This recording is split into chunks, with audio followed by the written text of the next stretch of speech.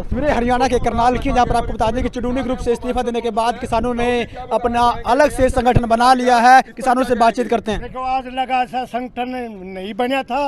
अंग्रेजी राज से जो हमारी किसानों की जो लड़ाई थी वो सर छोटू राम ने लड़ी थी, और जितने भी आज तक किसानों के संगठन बने हैं उन्होंने इसका नाम नहीं रखा था।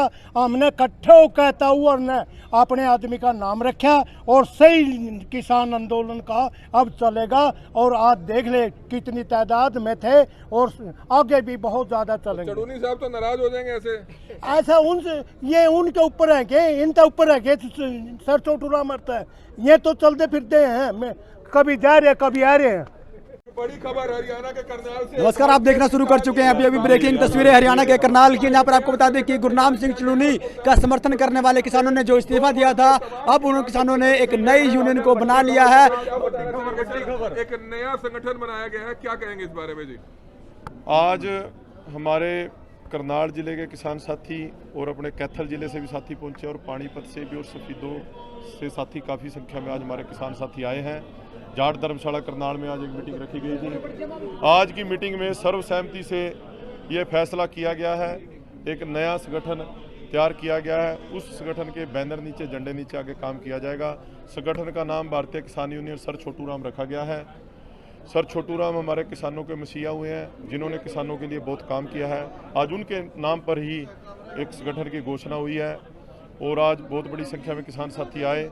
और ये जो हमारा संगठन होगा, इसमें कोई भी हम प्रदेश अध्यक्ष, राष्ट्रीय अध्यक्ष नहीं बनाएंगे। एक कोर कमेटी बनाएंगे प्रदेश लेवल की। वो कोर कमेटी अपने तालमेल से इस संगठन को चलाएगी। इसमें किसी भी हम सिंगल मैन को, किसी को फेस नहीं बनाने वाले।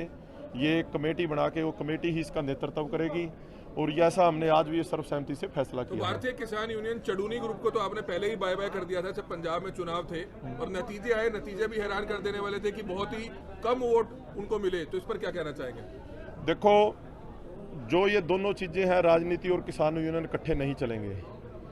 किसान का काम बिल्कुल राजनीति से बिल्कुल अलग है। आज हम किसानों की कोई मीटिंग बुलाते हैं या कोई हम किसानों की रैली करते हैं, किसान अपने हकों के लिए बहुत बड़ी संख्या में अपने खर्चे पर, अपने खर्चे से आता है।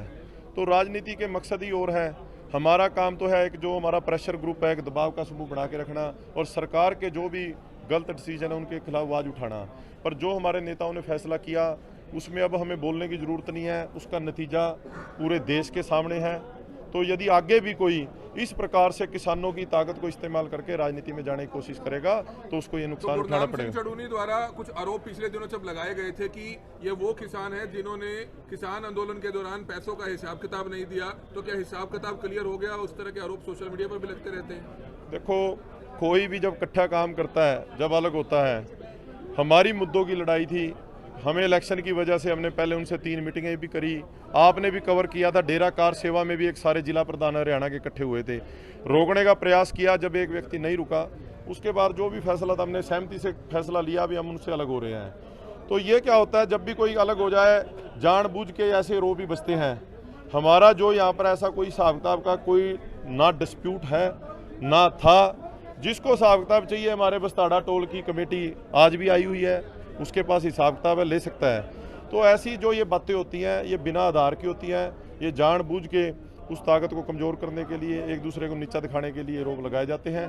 तो ये बिल्कुल साफ सुथरा करनाल में आंदोलन जो चला और आगे भी ये आज एक नया संगठन का जो गठन किया। करनाल में काफी पैसा इकट्ठा हुआ है, कनक इकट्ठी आड़तियों से पैसे आए, ये क्या मामला है? कुरुक्षेत्र में उन्होंने कहा ऐसे है, जो इतना बड़ा आंदोलन चला 13 महीने का, उसमें पैसा तो लंगर चले, हर गाँव के लंगर थे, ये तो सारी हर बंदे ने सहयोग किया है। तो अब ये इन बातों पे जाना, हम कहें जी उनके पास गया, इतना गया, उन बातों में नहीं, हमने आगे बढ़ना है। ये जो बातें हैं ये बातें नहीं करनी।